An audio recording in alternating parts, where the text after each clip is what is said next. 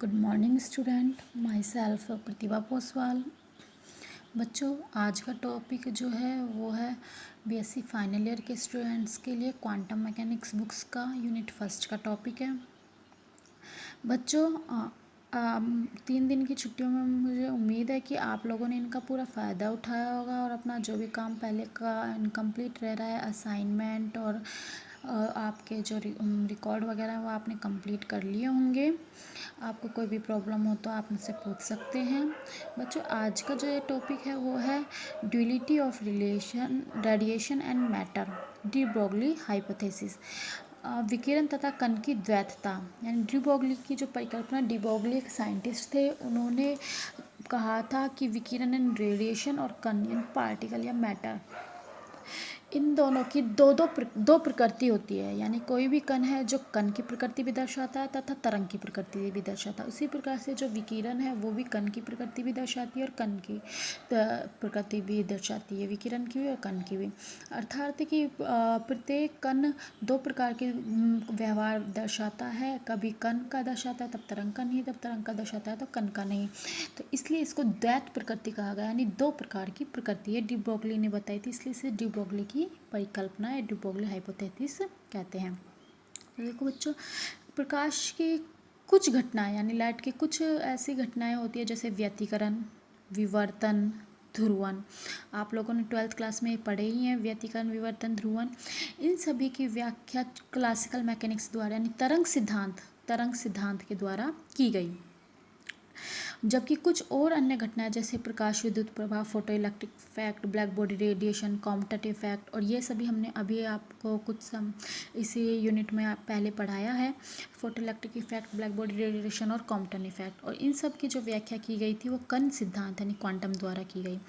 यानी कि प्रकाश यानी रेडिएशन की कुछ घटनाओं को तरंग के द्वारा दर्शाया गया और जबकि कुछ घटनाओं को कण के द्वारा दर्शाया गया।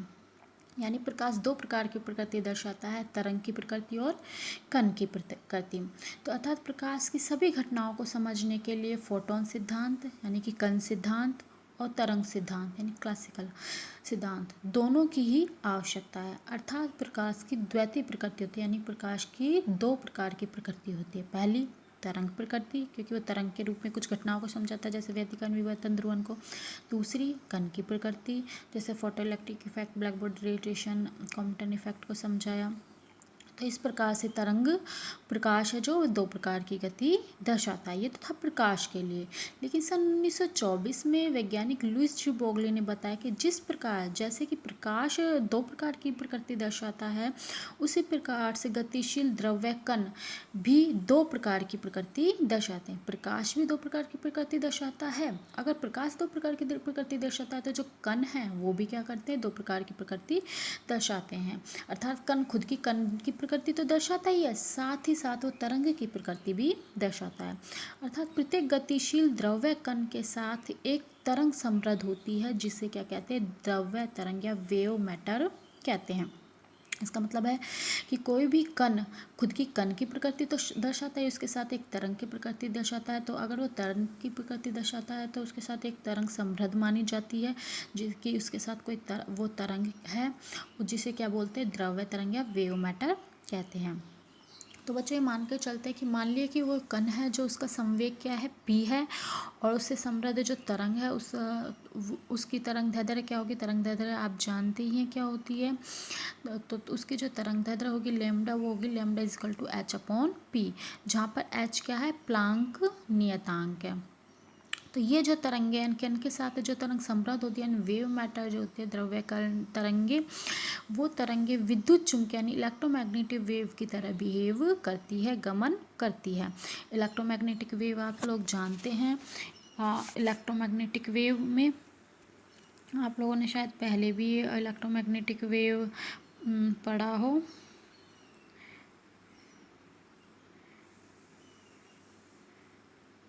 इस तरह से वेव होती है जिसमें ई बी और बी दोनों ही दोनों ही पे होते हैं ई बी, इसलिए इसे इलेक्ट्रोमैग्नेटिक वेव्स कहते हैं। इलेक्ट्रोस ई से और बी से मैग्नेटिक, तो ये होती है आपकी इलेक्ट्रोमैग्नेटिक वेव। देन ये तरंगे विद्युत चुम्बकीय तरंगों की तरह इलेक्ट्रोमैग्नेटिक वेव की तरह गमन करती हैं, लेकिन ये तरंगे विद्युत चुम्बकीय तरंगों से कुछ भिन्न होती है। ये बिल्कुल इलेक्ट्रोमैग्नेटिक वेव की तरह नहीं होती, उनसे कुछ अलग होती हैं।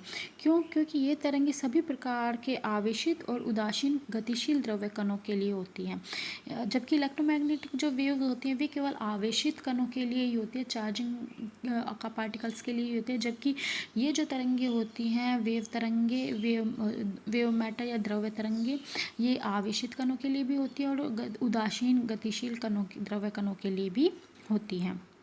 तो हम प्रूव करते हैं। अब हम देखते हैं, हम जानते हैं कि आवृत्ति न्यू यानी फ्रिक्वेंसी न्यू के फोटोन की ऊर्जा, फ्रिक्वेंसी आप जानते हो प्रति सेकंड कंपनों की संख्या। तो फ्रिक्वेंसी न्यू के फोटोनों की ऊर्जा E equal to H nu. Einstein का द्रव्यमान ऊर्जा तुल्यता का नियम, मास एनर्जी लॉ आइंस्टीन का क्या कहता है? E बराबर mc²। तो समीकरण 1 और समीकरण 2 से ये आपका ये वाला E दोनों बराबर हैं, तो एच न्यू बराबर क्या हो जाएगा? mc²। तो यहाँ से हम m की वैल्यू निकालेंगे तो क्या आ जाएगी? H new upon c²। इसलिए फोटोन का संवेग p बराबर क्या होता है? संवेग बराबर p बराबर होता है द्रव्यमान गुना वेग। तो यहाँ p इक्वल टू हो गया mc। यहाँ पर m की वैल्यू, यहाँ से m की वैल्यू यहाँ पर पुट कर देंगे तो p इक्वल टू आ जाएगा H new upon c²। c से c क्या हो जाएगा? कैंसिल हो जाएगा। तो p का जो मान आएगा वो क्या आएगा? एच न्यू अपॉन c, क्योंकि c इक्वल टू क्या होता है? New lambda. तो सी की जगह हम न्यू लैम्डा रखेंगे तो न्यू से न्यू कैंसिल आ जाएगा। पी इक्वल टू क्या आ जाएगा? H upon lambda. यानी प्रकाश की जो तरंग दैर्ध्य क्या आएगी वो आएगी lambda is equal to H upon P. और यही समीकरण जो है था डी ब्रोगली की परिकल्पना को दर्शाता है। हमने पढ़ा ही था डी ब्रोगली की परिकल्पना में समृद्ध तरंग की तरंग दैर्ध्य क्या होती है? Lambda upon H P. अर्थात जो डी ब्रोगली संबंध है वो प्रकाश की, डी ब्रोगली जो संबंध है वो प्रकाश की कण और तरंग दो प्रकार की प्रकृति होती है, जिसे बोलते हैं द्वैत प्रकृति, उसको बताता है कि प्रकाश तो द्वैत प्रकृति दर्शाता है, साथ साथ कण भी द्वैत प्रकृति यानी दो प्रकार की भी प्रकृति दर्शाता है। अब कुछ स्पेशल केसेस हैं बच्चों, वो हम देख लेते हैं।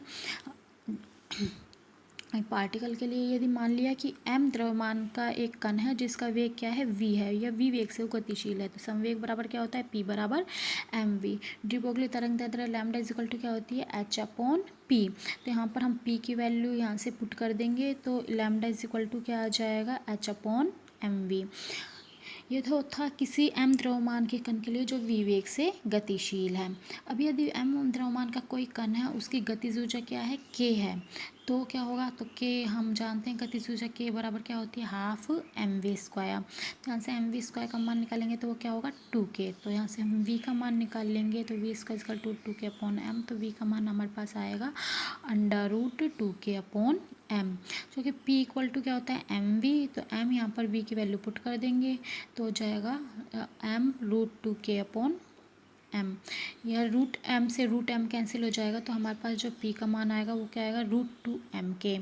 तो हम फिर डी ब्रोगली तरंग दैर्ध्य लैम्डा इज इक्वल टू क्या होती है? h upon p। तो यहाँ पर p का मान रख देंगे तो हमारे पास आ जाएगा lambda is equal to h upon root 2mk।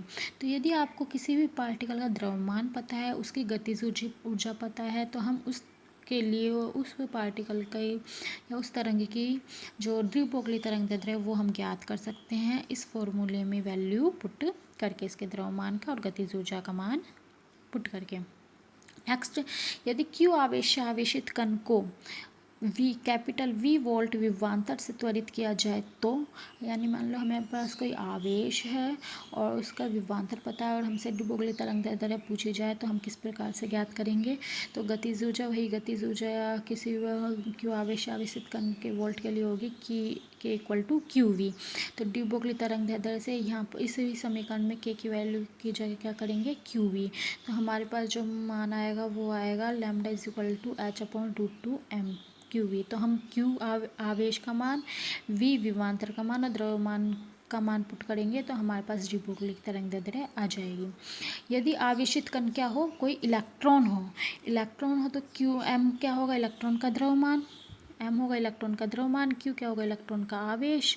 तो हम यहाँ पर इसमें समीकरण में पुट करेंगे वैल्यू। तो h का मान हमें पता है क्या होता है 6.6 10⁻34। ये 2 इलेक्ट्रॉन का द्रव्यमान होता है 9.1 10⁻31। इलेक्ट्रॉन का आवेश होता है 1.6 × 10⁻19 और इंटू कैपिटल V इसका विभवांतर।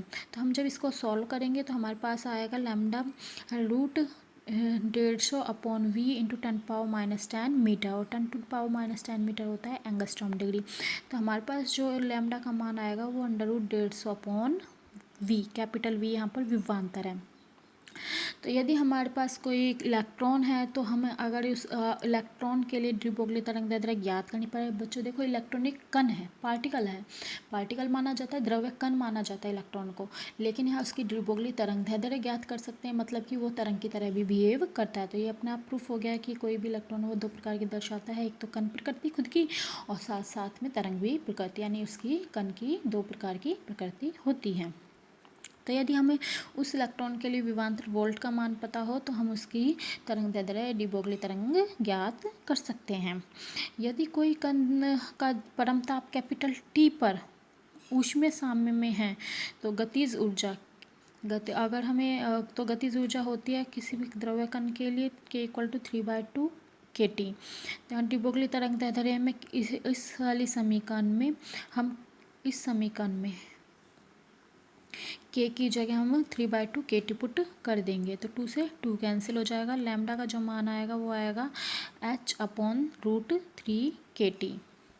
तो बच्चों इस प्रकार से अगर हमें किसी भी पार्टिकल की अलग अलग, जैसे किसी का द्रव्यमान और वेग के बारे में पता है तो भी हम डी ब्रोगली तरंगदैर्ध्य ज्ञात कर सकते हैं। द्रव्यमान और गतिज ऊर्जा के बारे में पता होने पर भी ज्ञात कर सकते हैं, और इसके साथ ही आवेश और विभवांतर पता हो तो भी, इलेक्ट्रॉन के लिए भी इसी प्रकार से, प्रोटॉन के लिए भी, और इसी प्रकार से अगर हमें ऊष्मीय परमताप पता हो तो भी हम ज्ञात कर सकते हैं।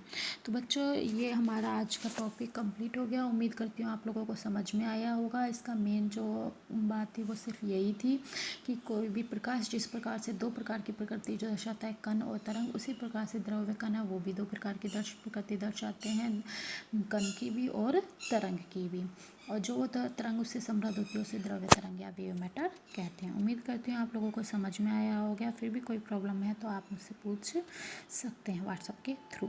Thank you.